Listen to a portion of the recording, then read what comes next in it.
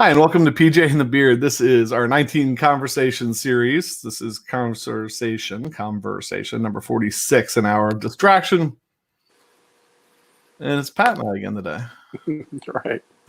But there's guests coming up. We have Walrus Audio. Colt Westbrook is going to be on tomorrow. Brian said this is getting to be a habit. It is getting to be a habit. It's a testament to how these days are. Colt Westbrook tomorrow. Bobby Gentilo emailed me back or texted me back. We need to set up a time, but I'm hoping he's going to be on. Yesterday we played that clip from Big Jack Johnson. And I said that there were some local guys that used to go down to Mississippi and tour with him and some other stuff. And a bunch of other guys from Mississippi. Bobby Gentilo was one of them. He was a guitar player for them. He also, who knows what number conversation was, we brought up Bright Coast Recording Studios. And Bobby is like the guy there. He does a lot of the recording there and stuff too. So I think he'll be a really, really interesting guest with some really, really good stories. And I think I figured we'll have to figure. We'll see what comes out of his mouth. Pete Hickson. Good day. Brian Landreth. What's up, Brian? And Paul. Paul in the front row seat. I think he gets a seat and then goes out to get like a drink or something. I think you're right. He's out at the merch table. Man, and yesterday you had on a shirt that said sure, and I was going to drop like the are you sure pun, and I forgot about it until I saw your shirt today. It's my day of positivity. Maybe this is positive, I'm not sure. I won't take no for an answer. Hey, Ben Combs. So we were talking, what we got? We have Walrus tomorrow, hopefully Bobby at some point, and then I think on Sunday, right? We don't go live Sunday. Right. We are dead in the YouTube world on Sunday. But Ben goes live on Sunday. That's a true story. I wonder if you could make like a Reese's peanut butter cup or something. Yeah. Ben goes live. You think about that, Ben Combs?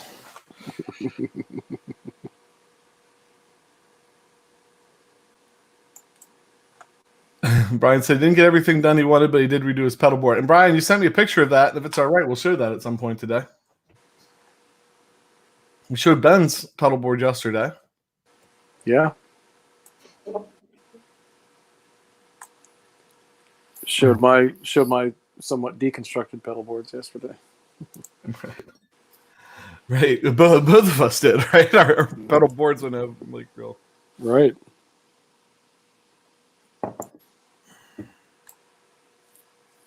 All right, so clip of the day. We ready for that? Let's do it. Let's do it.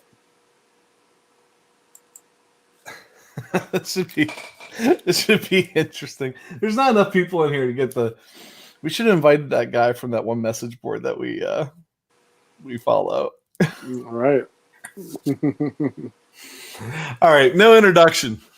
I'm just gonna share the screen, and we are going to go for it. Clip of the day.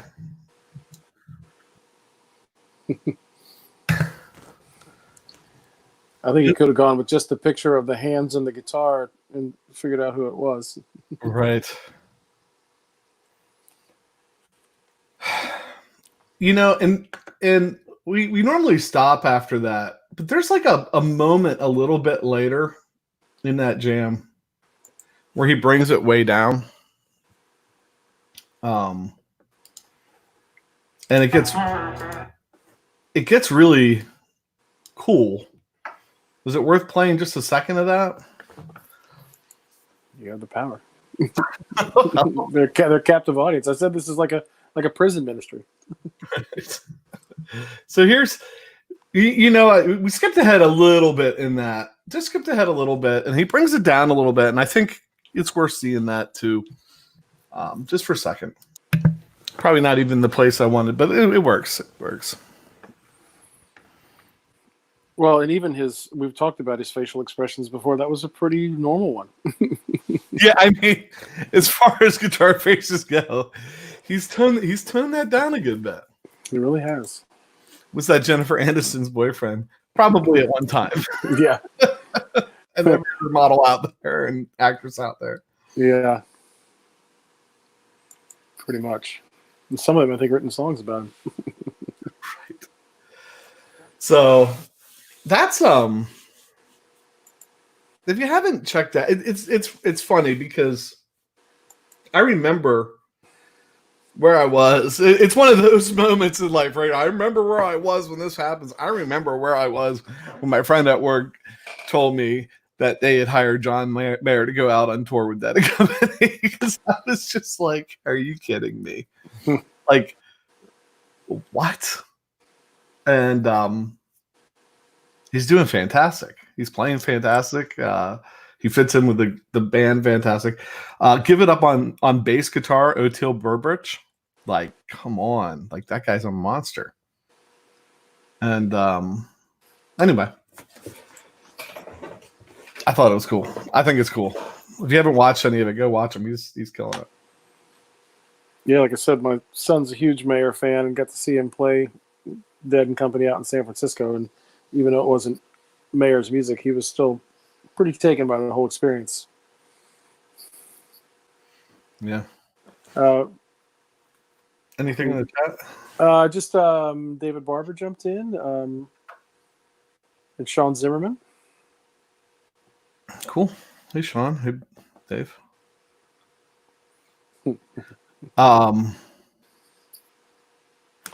Let's well, I thought it would be interesting, because after I watch this, I'm like, because I mean,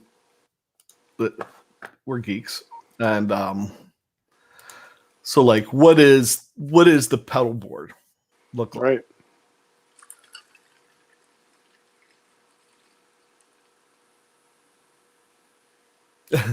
Mayer's improved as a guitar player of the years. He does not need to say he is legit. PRS already did.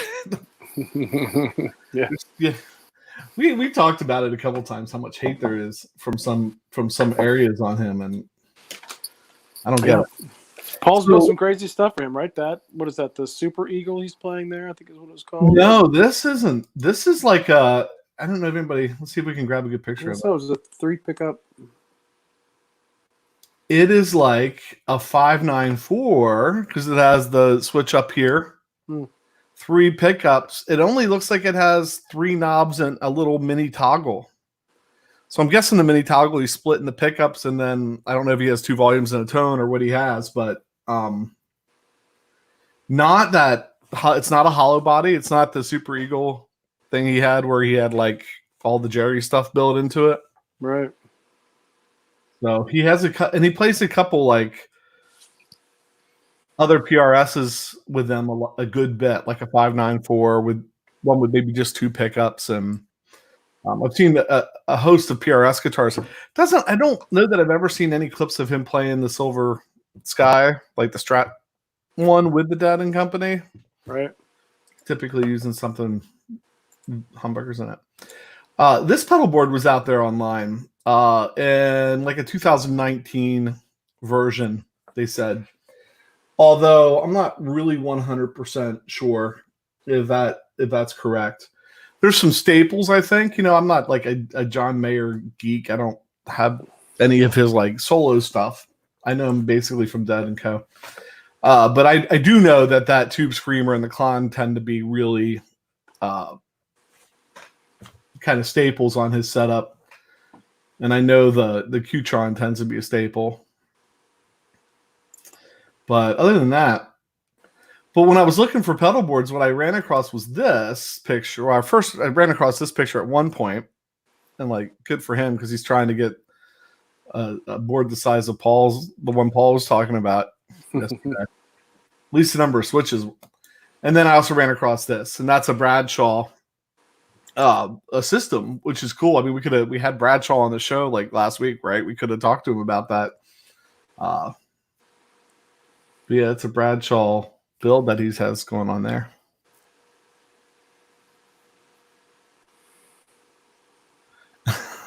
Brian always says.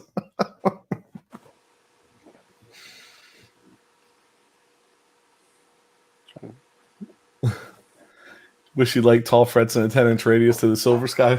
Right. Good. Yeah, I mean that's like kind of the mayor stuff, the rig, I guess. Somebody had this on there too. People were interested. Because the one I don't see listed here, but that's who makes that right there? What do you point at? Sorry. The big. Oh, that giant thing. Yeah, isn't that a? I think NASA makes that. No, Pete Cornish. Okay. So. Yes, you can never have too many pedals. Totally agree. Kristen Kushmick jumping in here. Nice. Oh yeah, Barbara said Cornish with a question mark, but yeah. Yeah, but I can just kind of barely read it on the screen. So pedal of the day. We didn't talk about that. No, but I think I sneaked a peek of what you carried over. Oh, okay. Yeah, well, I was figuring with this pedal board, we could have done the Strymon Flint because we have one of those for the Tremolo series. I sold my MXR Phase 100. But I picked this up not too long ago in a, I guess we can, remind me to go back to the double view then. Okay. Picked that up not too long ago in a Craigslist find. And I think it was one of those, like you're scrolling through Craigslist and you have no intention really of buying anything or never Isn't that every time you're on Craigslist? Right. No intention of ever buying an Electro Harmonix Qtron. And then one pops up on Craigslist, and it was like ridiculous. It was like $40 or $50, like, and you pop. The guy just wanted to sell quick, right? Ben Combs beat me to it. I was going to sing it. He has the box. Oh, yeah. He has the box, and in the box, there's all kinds of goodies. It still has the Tung Sol sticker. I do have to get one of their shirts, man. Yeah. That's a great logo. The logo. I think you said that once before too. Some little, a couple other goodies. Power supply. And then, the pedal. So it's the same one that he's using on that board for Dead and Company stuff. I think I plugged it in once or twice just to see what it sounds like. Sounds good. But haven't had a chance really to,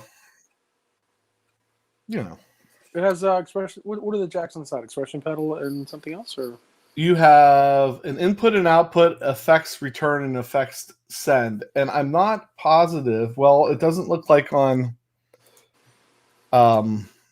this board. It doesn't look like it, but I think we can't see the other boards, can we? I think frequently, I could be totally misleading people on this. But I kind of feel like a lot of times he puts the octave pedal in that effects send and return. And I think that might have been something Jerry did too, something like that. Jerry had a whole interesting setup going where he had an effects loop built into his guitar. So his guitar would go out. He had two outs on the guitar. And one would go to an effects loop because when you use an envelope filter, they can be. I shouldn't be talking about this because I didn't research it enough to. When you use an effects loop, and we use an envelope filter, they need to, sometimes you need to have your volume all the way up. You need to hit the front end of the effect to trigger the filter. So if you roll your volume back, you lose that.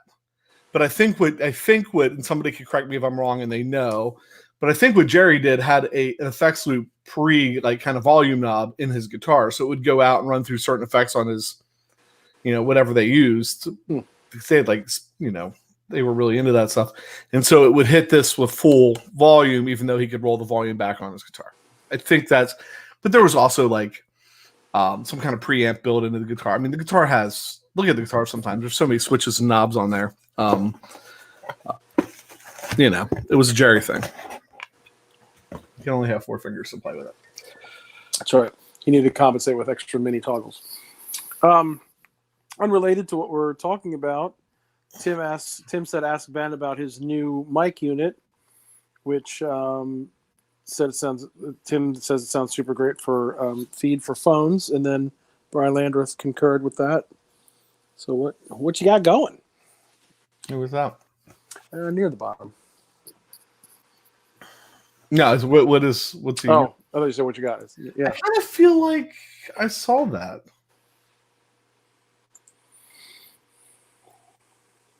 We have that little mic, that little Rode mic you can plug into a phone. And one of the problems that we've had with it is when you have the phone on,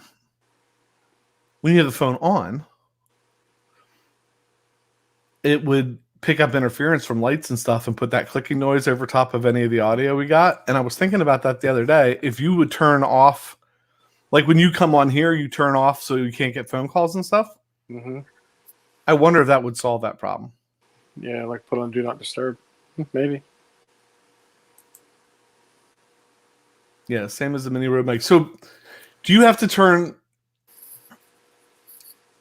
a Comica, a shotgun mic that connects your phone, same as the mini Rode mic. Do you have to turn... Have you found that problem, Ben, where it... Like, we recorded something with the phone one time with one of those mics plugged in, and I think between the fluorescent lights or whatever, or just the phone signal itself. You know, if you put your phone on your amp, you get the clicking noise too close to your amp. We were getting that on the audio recording with that mic on. So I'm wondering if you have to turn, if you found that you have to. He said airplane mode is what he does. Okay. So you leave your Wi-Fi on, turn airplane mode on if you're broadcasting, I guess.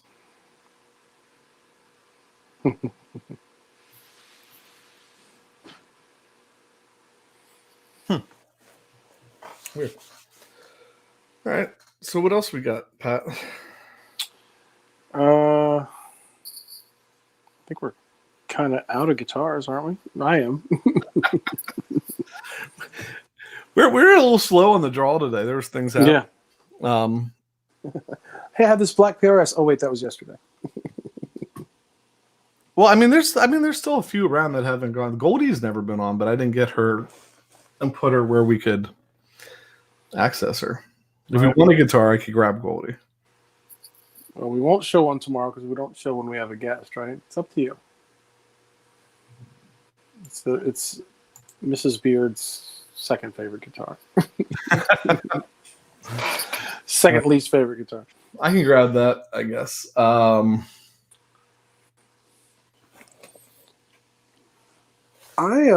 While you're doing that, I don't know if I can show this. I was looking a little bit more closely at my PRS because it was sitting here. It's a custom black, right? And I was saying it had a maple top because you could see the binding. But what I found interesting is when it goes around the horn here, can I get it to show without knocking my camera over?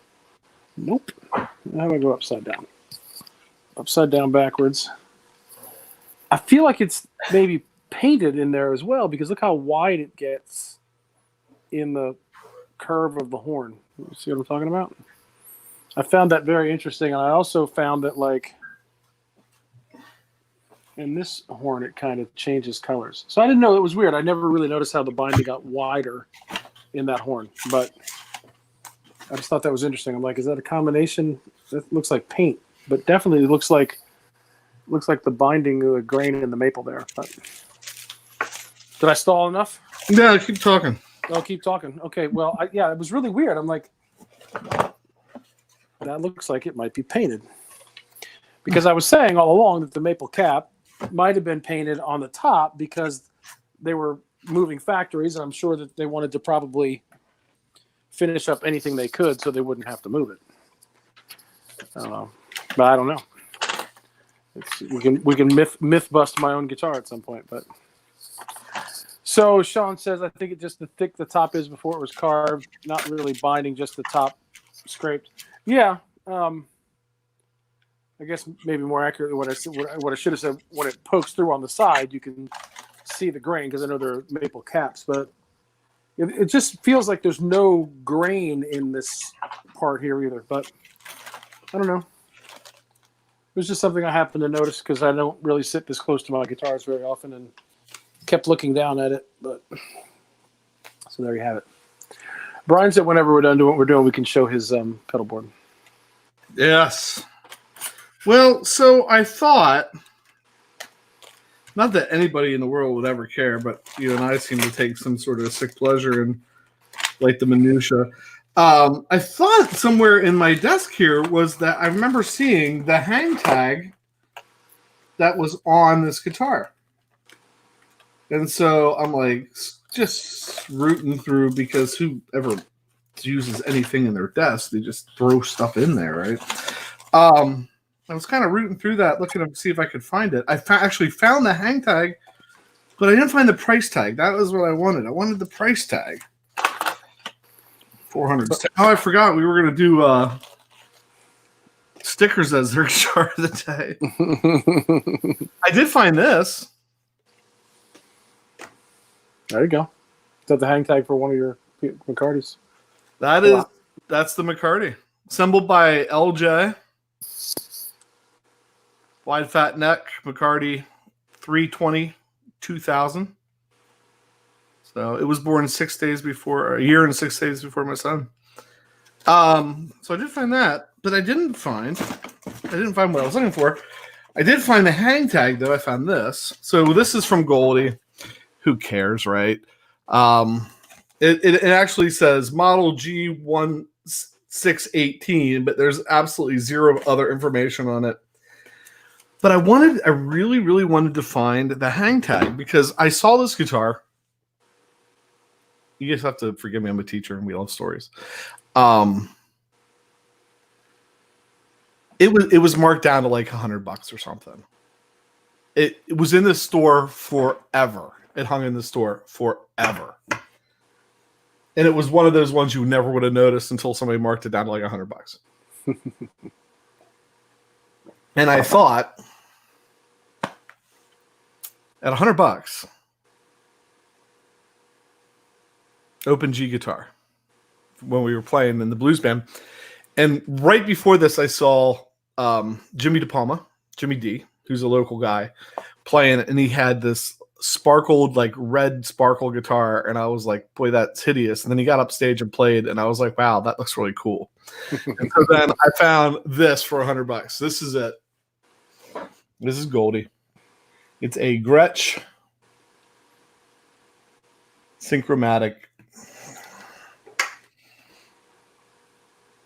valued at appropriately priced at $100.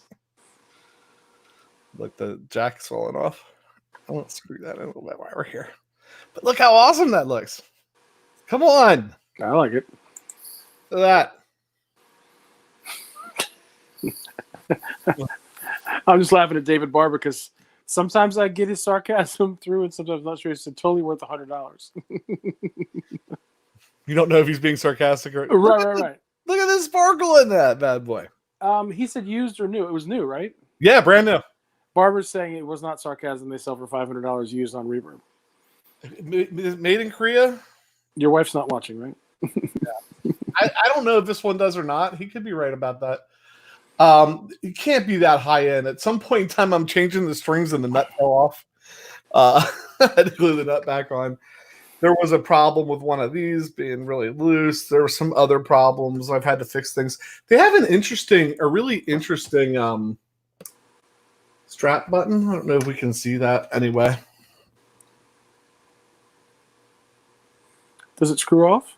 Yeah. You basically, you can screw it off and push it through. That's what the Duesenberg was like for mine. You could screw them off at its own locking straps. Well, it would screw right out. I think it screws right out of the wood. Because the cap of the Duesenberg screws off. No. 3-way toggle up here for your pickups. Master volume. And then I think of 2 volumes and a tone. And those pickups actually, I don't know if they're really Filtertrons or anything, but they do have that Gretsch sound. It's been hanging on the wall for a while, so it might be. But it does have it has a really, really cool sound to it. And what I really like about it It it honestly feels like a Formica countertop. It feels like a hollow Formica countertop. I don't know if there's any wood in this guitar at all. But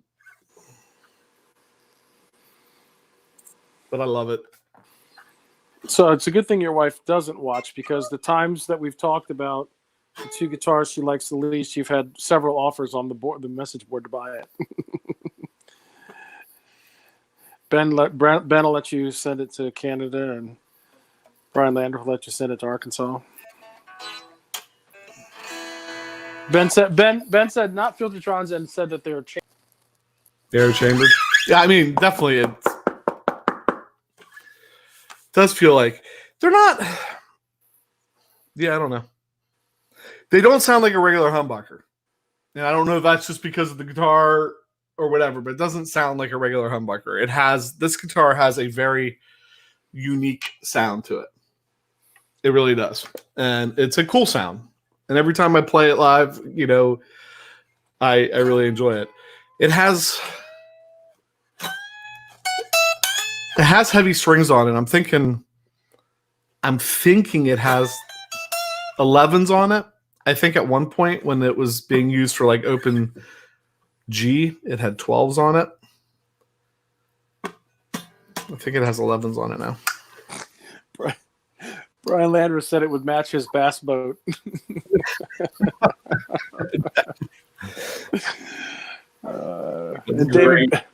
David Barber said, people from Baltimore speak in friendly sarcasm constantly. There's a sticker. There's a Baltimore or Balmer? Yeah, Baltimore. Baltimore. I don't know. I had a student for Baltimore once. She got mad at me every time I said Baltimore. Okay.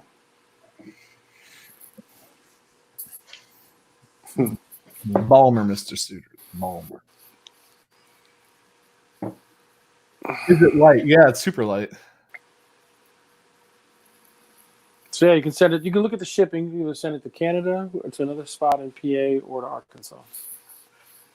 Sean asked if I can send it to PA. Mm-hmm.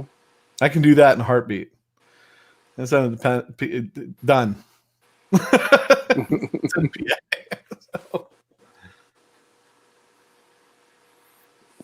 Even though they aren't real. Yeah, they're not real. Yeah. I don't know. I'm looking at that Filtertron comment. Mm-hmm. But yeah, it's cool. I don't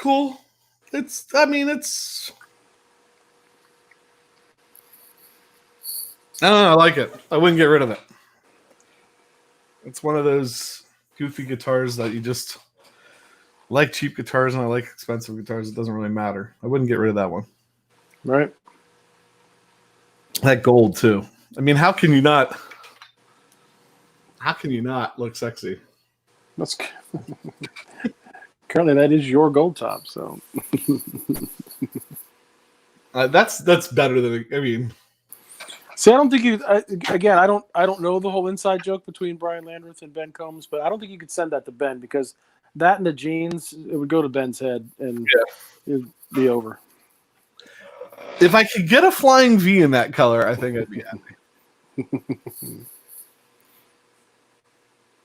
And I saw. Did you see Platzer that owns BCR posted just the back end, like the TL piece and the pickups on a red sparkle flying V yesterday. No, I didn't see that. I blinded myself with that thing. It hit the lights and hit me in the eyes. I think it. I'm telling myself it must have been a Dean or something like that, because that. Right. Then I don't care. I'll tell you what. This is really stupid, but I've watched it before. But the Waco series is on Netflix. David Koresh, and they have legit instruments in that show because he played. So there's Marshall stacks there, but I have to wait, and maybe I'll do a screenshot of it. There was a two-tone flying V, one of the wings was one color and the other was the other color, and there's an SG in there, and there was flying V and Marshall stacks, and so I was thinking it's Waco. It's like a documentary or docudrama about Waco. But yeah, David Koresh played, and matter of fact, he was officiating a wedding in the show and played like "Here Comes the Bride" on the flying V, and then like flung it around on his shoulder as he read the vows. That part I don't know if it's true, but it was cool. What's it with it? Like David Koresh played, didn't Manson play? I know. I was going to go down that whole path, right? I thought it might be a little dark. I already was going to go down a path, and probably still will, of people maybe you didn't know played, right? So there's some celebrities, and I had one pulled, and we'll maybe look at it later. But I did think about that. Sorry. But I did think about that. Like, would we go down that crazy psychopath path of people who played? And I thought of those two. I thought about Manson, and I thought about David Koresh. And I'm not sure if Joe Exotic falls in there because he didn't kill anybody that we're aware of. He was going to hire somebody to kill somebody. But David Koresh versus John Mayer, who's the better player? I don't know. They both wielded a bunch of influence, that's for sure. Now, if Jim Jones from Jonestown, or what was it called? The other cult leader, if he played, that would be like the trifecta. Yeah. So maybe we'll go down that dark path someday. Oh my gosh. Yeah. We'll just it was one of those moments when there's so many comments trying to get out at one time that the filter blocks them all just to be safe. Right. For me, I'm sitting here, they're firing, and I'm like, no, reject, don't go there, don't say it. Oh my god, the filter won. That's good, I guess. I yeah, it's good. The two silver sparkle guitars, a Jet King Ibanez P90s, and a 20-year-old friend. Yes, silver sparkle. I've seen some silver sparkle. There was one on Craigslist one time, like the same guitar in silver sparkle, and I was really tempted. I was like, what? You could really complete the Christmas theme if they had a green one and a silver one. And a red one. Yeah. We just put them all on stage. It could either be Italian or Christmassy. Well, that's the joke. The only time when I've taken that out the last couple of years, it's been like Christmas. Why not? Should we do you got anything else you want to jump into? Should we jump into Brian's pedalboard build that he did? Let's look at Brian's pedalboard. And let's throw that out there because it's been cool to hang out with you guys. Ben shared his pedal board yesterday. We pulled up a picture of it, looked at it. Brian Landers sent me a picture of his pedal board today, so we'll pull that up and look at it. If you have a pedal board picture, you can send it. There's two easy ways to send it, I guess. One, go to Facebook and go to PJ and the Beard and just send it through Messenger, or you could go just pjandthebeardguitars@gmail.com. If you send it there, I'd get it too, and then we can pull it up. Brian's. Here we go. You ready for this? Just need to hit the right button. Boom. So here's Brian's pedal board build from today. Sean says this isn't anything to look at. It doesn't matter, man. You saw Pat's yesterday. I only had 2 pedals left on it. So we got the TC Electronics Century, which I'm not real familiar with that pedal, but I'm guessing. What do you think? Noise gate, something like that? Sounds like something that's guarding and that's on duty. Then we have the compressor from Keeley Electronics. So, question for Dave. Is the blend on the Keeley compressor the same circuit? Did he do it the same way you did it? Because Dave said in that interview we did with him, he said that a lot of the compressors he sees with the Brent Lob, it's the same circuit, and he knows it is because he didn't do it the way you would necessarily expect to see it done. Right? So is he doing the same thing? Then we get the Game Changer, which is an awesome pedal from our friend Dave in the chat. And if you don't have one, you should. The Red Dirt Overdrive from Keeley, the Jubilee from Love Pedal. So, Brian, are you going... What do you think? Are you going this way? I think he's going this way and up. And so this is interesting. We go in the carbon copy next.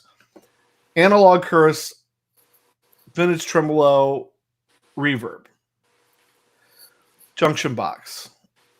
And he has this board set up, or will have it set up when he gets one more patch cable, I believe, to do a wet-dry thing, so he can send wet signal to one amp and send dry signal to the other. Here's my question. I probably would have put the carbon copy after the trem, but I've heard a lot. I've been hearing about people putting the trem later now, right? And there is no right or wrong, right? It's whatever you like and whatever sounds good. So, but I've been hearing people putting tremolo even after reverb. So I think the pedal show did a whole thing about where tremolo goes. Mm-hmm. Sometimes I like, so you know that. Here we go. We're gonna talk, and then Barbara can tell me. And is Tim in here? And he was. I think he's still here. Yep, somewhere. Tell me why I'm wrong about this, but I mean, typically you hear overdrive. What would it be? Wah, overdrive, modulation, delay, reverb. You hear that a lot. I like modulation, like Univibe pedals and stuff. I like those before drive. So if I was putting a Univibe on, I'd probably put it before its gain changer. And that board over the big board has a chorus just because of the way it happened before the drive too, and I like the chorus up there. So I don't know. Just talking.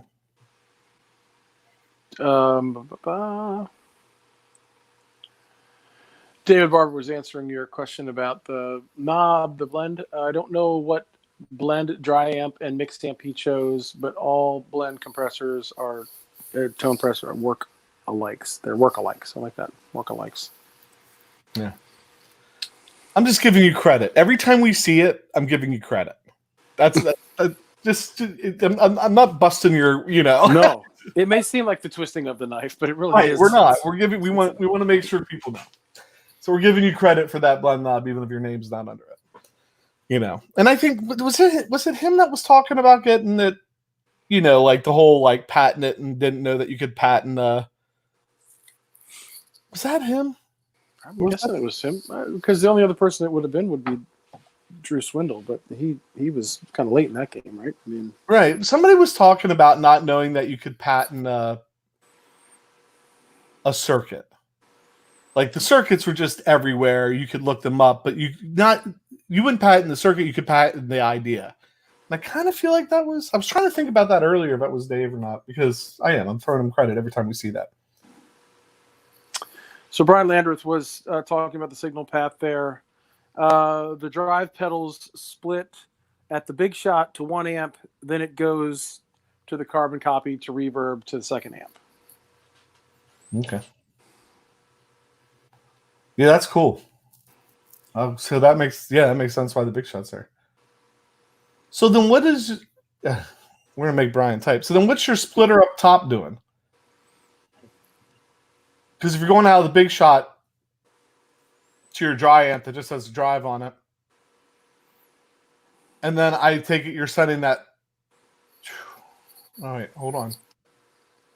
Is it just keeping it all contained on the board? It goes into the splitter instead of straight out to the amp, and then goes out from the splitter to the amp. Right, because I'm trying to. I would love to be able to see the routing.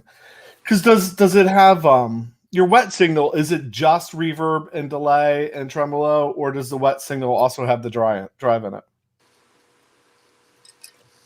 So, Barbara said Univibe can be before, but you're distorting the result of the vibe, which certainly can be cool.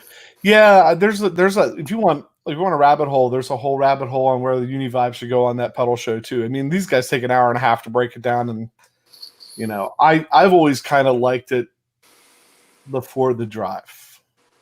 Whatever it's doing, I like that. But certainly. Well, and didn't we explore a little bit of that with the Wampler Terraform, because it had the function where you could do pre or post for some of those effects? Right. Yeah, we did. Yeah, you're right. When we demoed the Wampler, not the Leslie series Wampler Terraform episode, but we did one where we kind of looked at pre and post, and so you can turn on the Univibe effect, you could set up a preset where you have it before your overdrive and a preset where you have it after, and we did some playing too. So forget that pedal show. Well, if you want to see it done right, you can go watch Pedal Show. If you want to support us, go look at ours. If you want to see what it would look like if you were doing it, watch ours. Yeah. If you want to see what it sounds like through a 2-rock and a right. Through 2 amazing players as well. Right. Music Therapy Laz joining the party here. So Ben says the only changes he would make is to move the compressor after the dirt. Of course, ahead of the delay.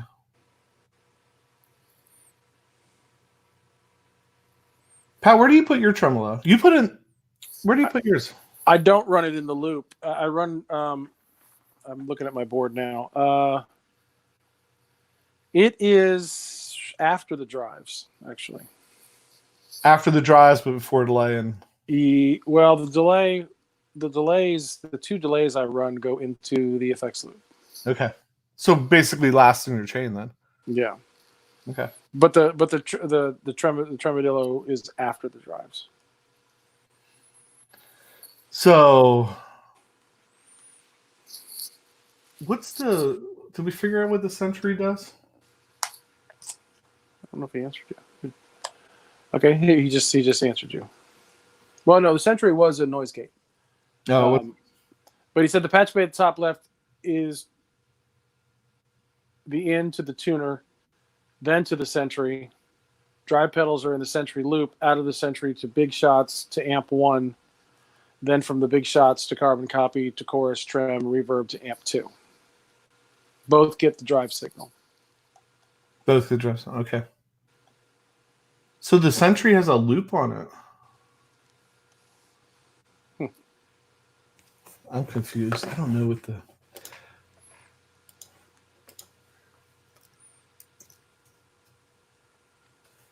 We do this because we can. It is a noise gate. I've never used a noise gate. Have you ever used a noise gate? No.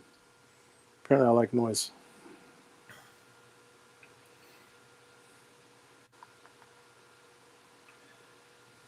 Built-in tone prints on a noise gate. Now I'm really confused.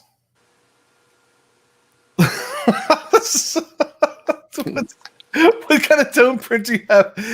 This is single coil 60 cycle hum. We let that through in this tone print. I think could be Dave Mustaine's tone print. Oh my gosh! Anybody else have a pedal board that we could go down the deep hole on? Send us a picture. We'd love it.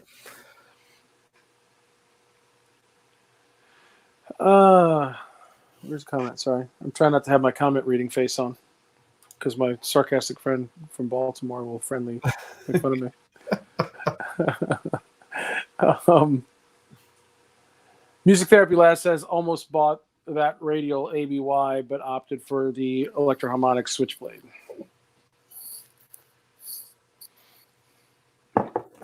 I didn't even think about that. That's like a whole nother, like getting into the wet dry thing and setting up the pedal board for that. That's like a whole nother level of ninja-ness. Right. And doesn't sometimes when you do a wet dry, don't you send sometimes just the wet signal? Like not even the cleans, like just the delays, just the reverbs to that amp? Any wet dry experts on here? Like not that you split it off where you have like the dry, like you have like the original signal that you just have, you know, like a delay pedal where you can take out. So you just have the delays and the repeats. You don't have the original signal in. Mm-hmm. I think sometimes in wet dry, you send that over to the wet and then you keep the dry amp, just the dry signal, maybe. I don't know. Right. Here's Ben Tom. Yeah. Another PA. Brethren, I have the decimeter, but only use it if I'm using an amp that I need to overdrive for lead.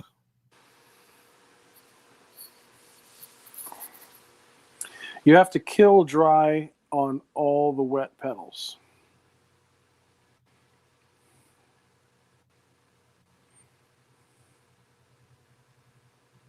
Okay. Bent Tom says he's done the wet, dry, wet with the Roland STE 2500.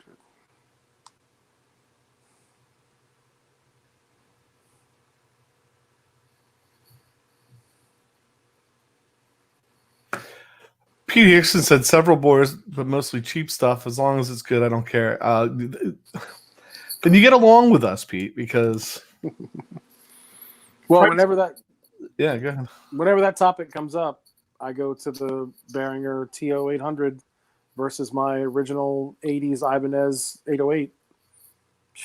It was.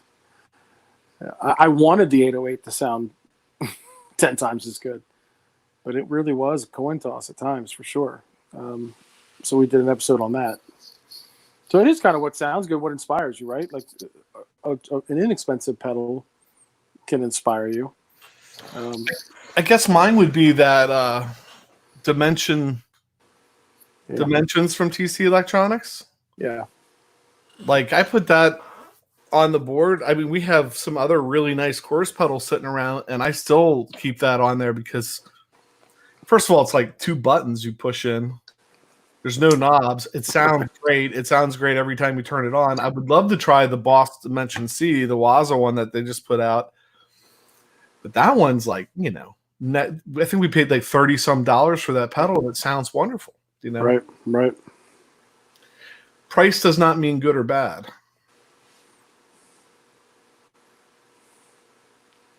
All right, I ran dry line out from the head, which goes to a 412 into a time-based effects, into a solid-state power amp out to 2 wet cabinets, left and right 212s. I wouldn't want to set it up, but I'd love to play through it. Right. Ben says that Dimensions TC is great. Yeah, the stereo MXR chorus is supposed to be legendary, but man, that Dimensions from TC, that sounds really good.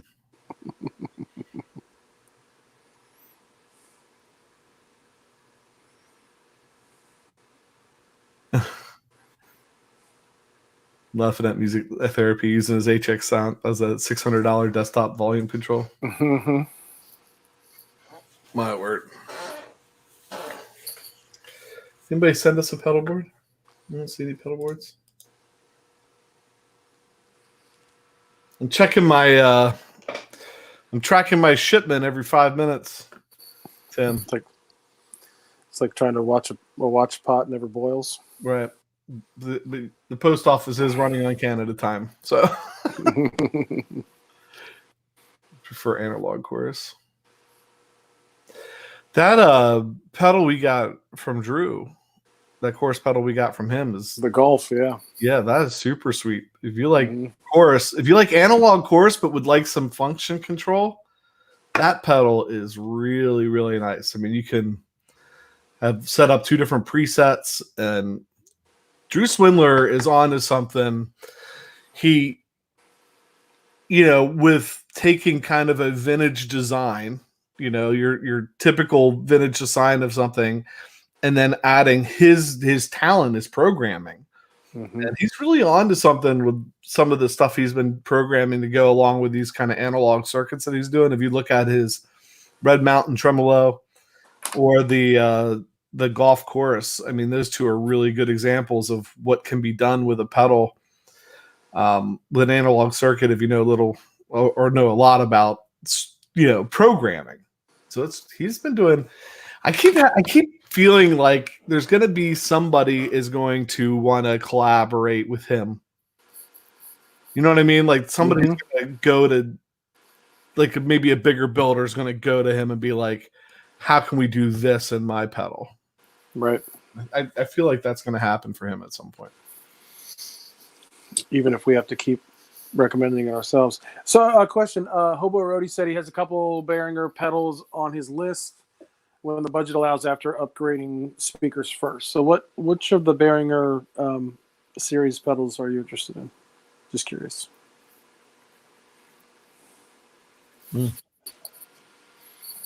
That Golf has a ramp function too. Yeah, so does the Red Mountain. He has the ramp. You hold it down, it ramps up. Hold it down, it ramps back down. It's pretty cool. It sounded great. And I do love chorus. I think someone said they were trying to like chorus.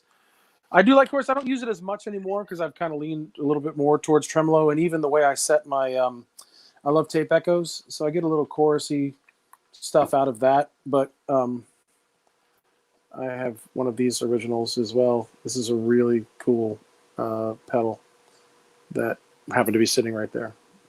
It's got really cool because it's got the like the pitch modulation setting. It's got chorus and flange, and it's the pitch modulation in the middle is the one I would use most of the time. But great. I think they did a reissue of it. It's got the whole hardwired plug. So, that was really interesting point that you just made about the tape echoes. Yeah. I was not a chorus fan. And then I got the Nemesis delay from Source Audio and started running a longer delay with tape echo on it that degrades a little bit, right? And started realizing that when we were playing and I would put that on and we were playing big chords, I would get this chorusing effect. And it's almost, I wonder, like, because chorus went out, like nobody was doing chorus anymore, and now it seems like chorus has been coming back. Right. Maybe. And I half wonder if it has something to do with like the availability of more tape delay, like because there for a while probably wasn't following this stuff closely, but was tape delay seems more accessible now because more people are building pedals that do that. So are we fooling people? And actually tomorrow with Walrus coming on, one of their biggest sellers is their Julia chorus. So we could talk to them a little bit about that because I have not heard that pedal yet, but it seems to be on like every board. At least in the P&W. Yeah, I played it at NAMM. He had a really cool booth set up at NAMM 2 years ago, Summer NAMM. But for me, it was playing through headphones and an unfamiliar amp. It was nice, though, because they had all Veritas guitars there, which that was fantastic. But so Bent Thomas talking about the TC chorus I held up is based on the rack-mounted TC 1210. Yeah, TC Electronics. So, like, when Jason and I were looking at the Black Friday sale at the big giant box store, and we were looking at the TC pedals, I kind of went like modulation route because I'm like, man, well, that's what TC's known for. But then he got the Dimension C chorus, which was, what am I doing? Yeah, you got that. When we went TC, I went time-based stuff. But did Hobo Roadie answer me? I don't know that he did. About which ones he was looking for. So what's going on with TL? Talking about, do you have a phaser in the works? He's working on his chorus, right? Yeah, I think that's what he showed us. I don't know if that was super secret. Again, we always wondered, like, wait, what was in the pre-interview or the post-conversation?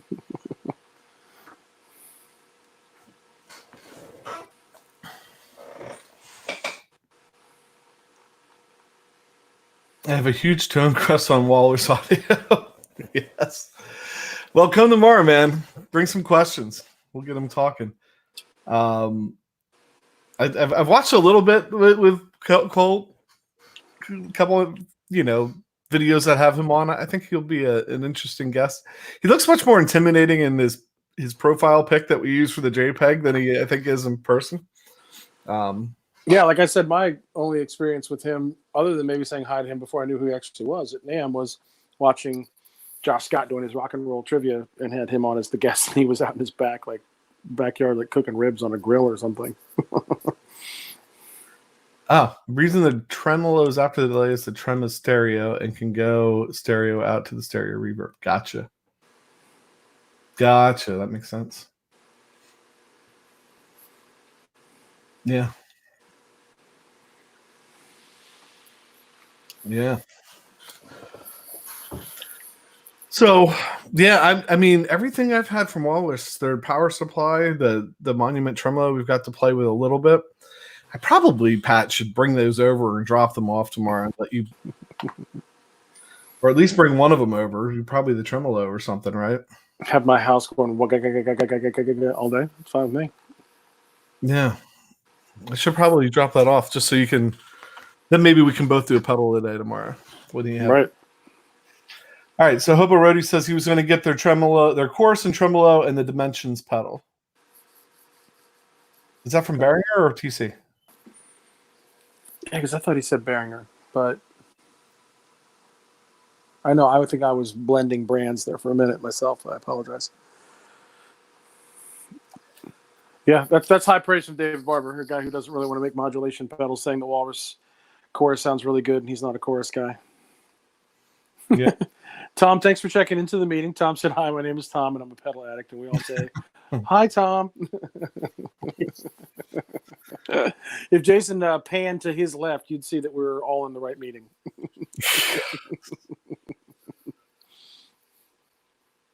Poor man. I think, sorry, you're getting the whole look, David Barber. This is just for you. What did it say there? What's that young man typing there? What is this, on the interweb? I can't even find that because I'm laughing too hard. Great. You guys keep talking up chorus, and now I have more to add to my list. Somebody was saying they were trying to send you pictures. Was it Pete Hickson? Yeah, Pete Hickson was saying he was trying to send you pictures of his pedal board. Really, Pete? Where did you send them? Did you send them to Facebook or did you send them to...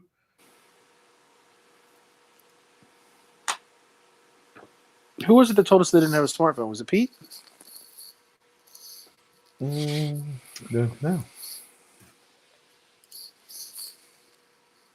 I didn't get a pop-up if you send it to PJ and the Beard on Facebook. I'm just looking... Facebook's interface for the page is a real... All right, I don't have an email, Pete. Did you do pjandthebeardguitars at gmail.com? Whoever owns PJ and the Beard at gmail.com has gotten some wacky emails. I can guarantee that. Here's the internet. Here's the interweb email address. It's PJ and the Beard guitars at gmail.com. We may have missed it, but Music Therapy Labs was checking out. Peace out, Boy Scout. Yeah, I was looking around. I think all my other choruses are over at Jason's place. Yeah, you have like the Red Witch over here, and there's that Nobles one we haven't done anything. Yeah, that's a really cool one. I'd like to try the Nobles Drive at some point, but that chorus pedal sounds really great, and it's stereo as well. Well, go ahead and shoot it to that email address if you can, Pete. And we're running out of time, then. We only got 7 seconds left. Something tells me if he hasn't gotten here by now, he's not going to make that stringent again cue Jeopardy theme song. So I bet Tom is like putting things in perspective. He's got 29 pedals, but he's been playing guitar for 31 years. So that's less than a pedal a year. That's good. But our tagline doesn't help anybody's addiction problems. We're enablers here at PJ and the Beard. Pete doesn't know. You don't know how to send an email, Pete? We're not going to bust on you for that much. I bet you.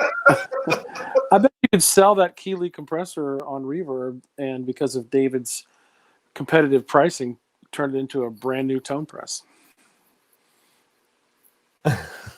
Just probably yes. Yeah. David Barber's prices are ridiculous. In a good way. So, David Barber, does David Barber have a pedal board? That's a good question. Does he have a pedal board, or does he just have a drawer full of pedals that he picks and chooses from? Right. Because we know he's not gigging anymore because that's not the place he wants to be. Okay, so Pete's saying, no, I don't even have a mobile phone. He's tech incompetent.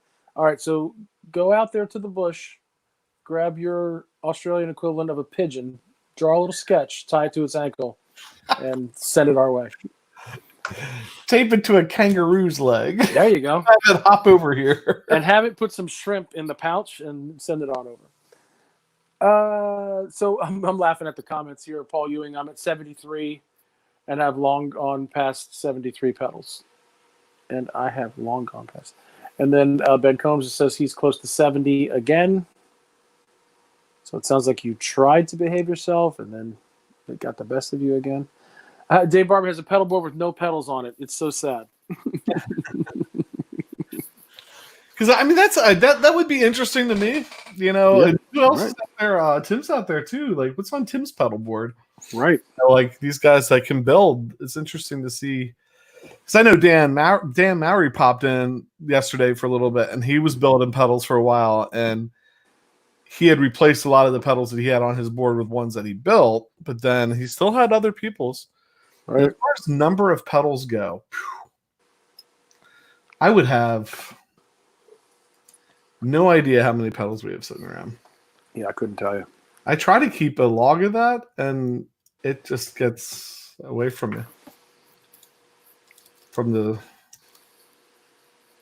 you can figure that we did 23 pedals for the Leslie series, and we have 22 for the Tremolo series, so we probably have at least 45 pedals. I've got a very rough count, and I wasn't counting, foot switches and stuff like that. I've got a real rough count of 30 here, and I don't know, probably have at least that many at Jason's place. Well, and I would say between what's at the church and here, the last time I kept up with personal pedals, I don't even want to say it. You're going to make somebody feel good, maybe. It's going to help somebody. Your story will help another person. Well, it's not accurate because some of these have been sold. We sold Monkey Fist. We sold the Black Zen Drive. And this would be pedals, pedal power supplies. Okay. So power supplies would be in there too. Last time I updated it,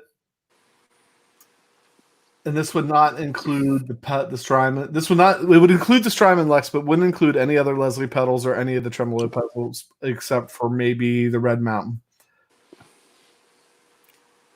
I'm guessing the last time 66. All right. Well, my name is Jason. I have a problem. Well, because you said 66, which made everybody that had 73 and 70 feel good, but we know for a fact there's 25 Leslie pedals, and there's 12, 15 tremolos. How many tremolos do we have now? Yeah, he's like 22.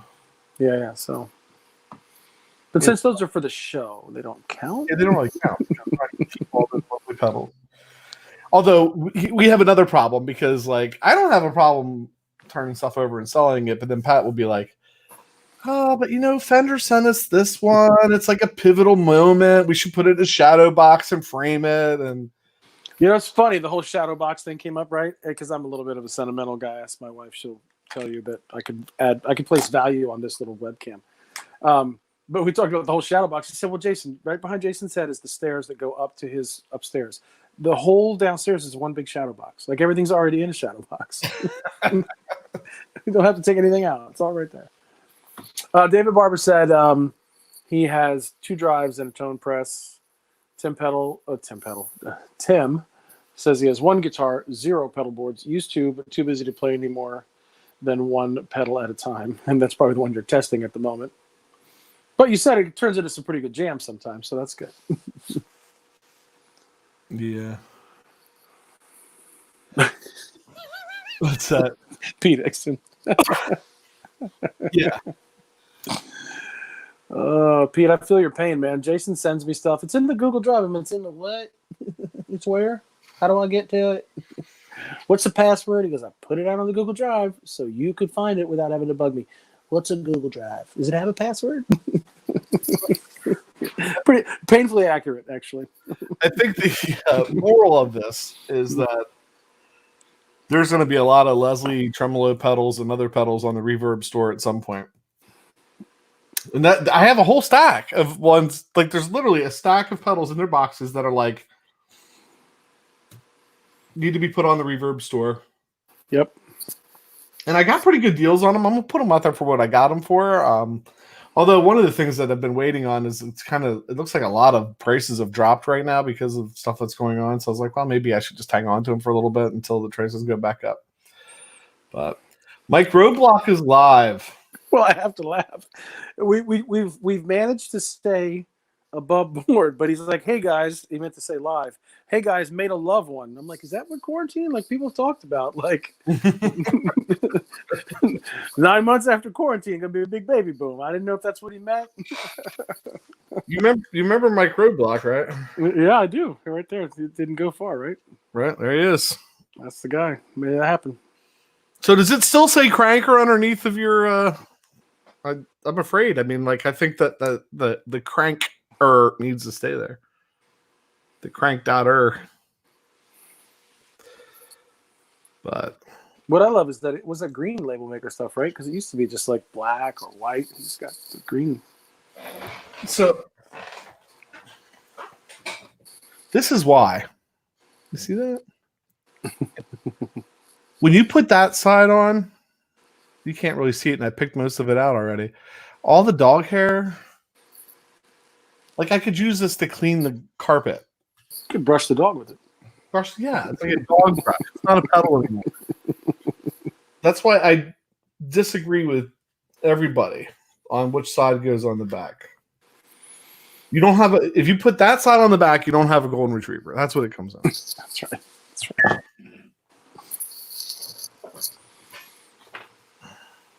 He said it's just a label. Have a blast with it.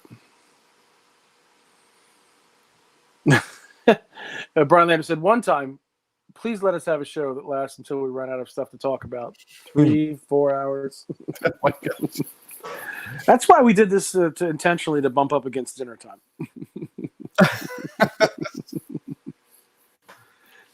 Well, and I'm probably the guilty. I'll take the hit for that. Pat would probably go easily another half hour, I bet. Probs. For your dinner, it starts running into your dinner time.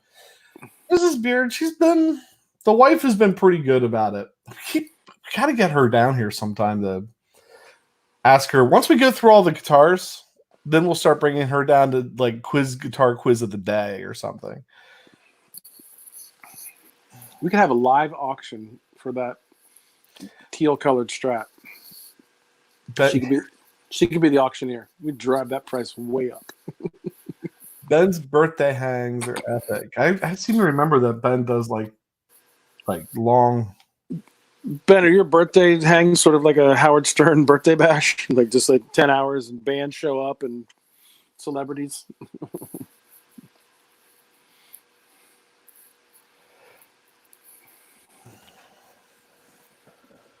So is that when your birthday is, Ben? Next Friday? Is that a national holiday in Canada?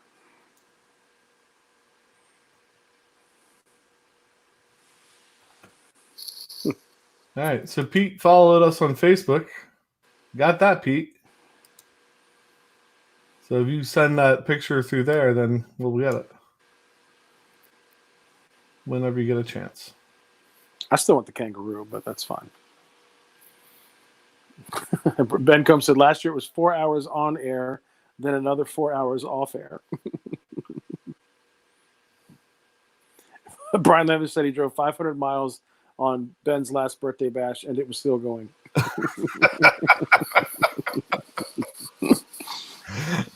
Holy cow.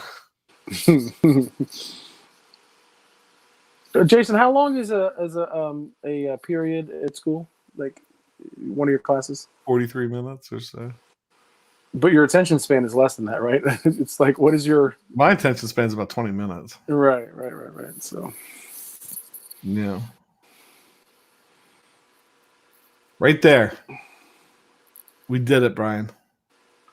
Brian asked if we could do one of these long enough until we run out of things to talk about. And right there was a 3 to 4 second pause where nothing was happening.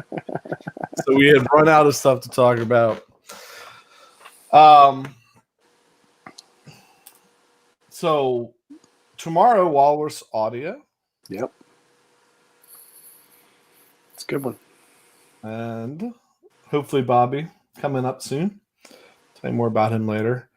Sunday, are we doing anything Sunday? I don't know. Are we doing anything Sunday? Ben's on Sunday night. Ben starts at what, 8:00 on Sunday night? I think so. Ben Combs, 8:00. Anybody else in here going live? I think Music Therapy Laz left. He does a live stream from time to time. And who else? There's another guy in here that does a live stream. Brad Miller, right? He's not. I didn't see him today. I don't think. Did we? No, I don't. Maybe he said always lurking, but then I'm trying to think if he popped in or not. What about? Does Ben Tom do anything? Yeah, does Ben? Do you do live? Ben says we're hanging on his channel Sunday. That's right. Wait, what? Yes. Ben's gonna have people unsubscribe on Sunday night. Yes, Ben was kind enough to invite us on for Sunday night. Yeah, hacking Brad Miller. So, yeah, hanging out with Ben on Sunday night. Ben saying Laz is Thursdays and Sundays at 7. Okay. So looking forward to that, Ben. That's gonna be fun. That's gonna be fun for us. That's big time. Yeah, he was saying that his birthday bash ended at 3 a.m. He was talking to Henning, who was having his morning coffee.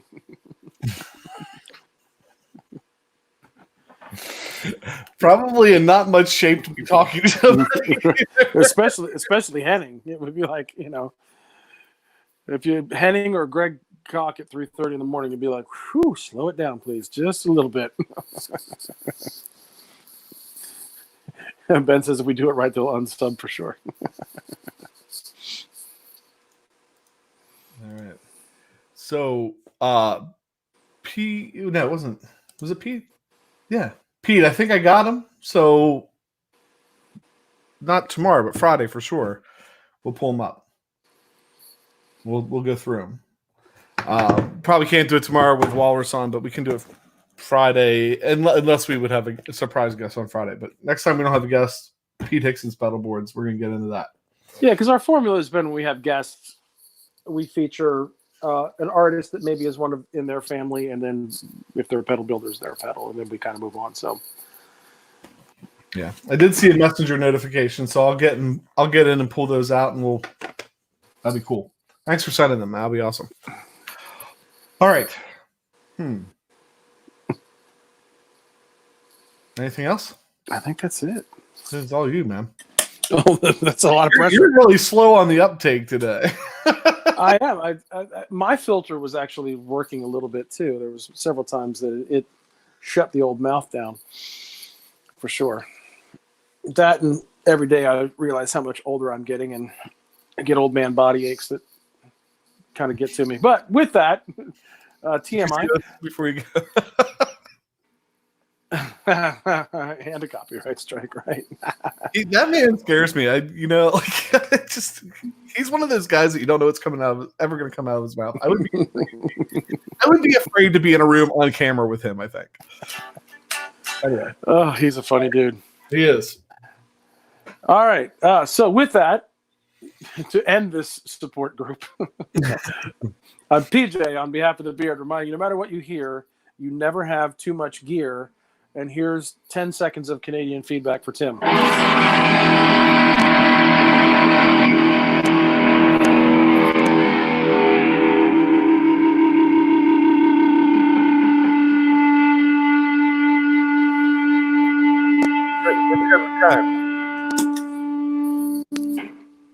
With no animals at the end. Yeah.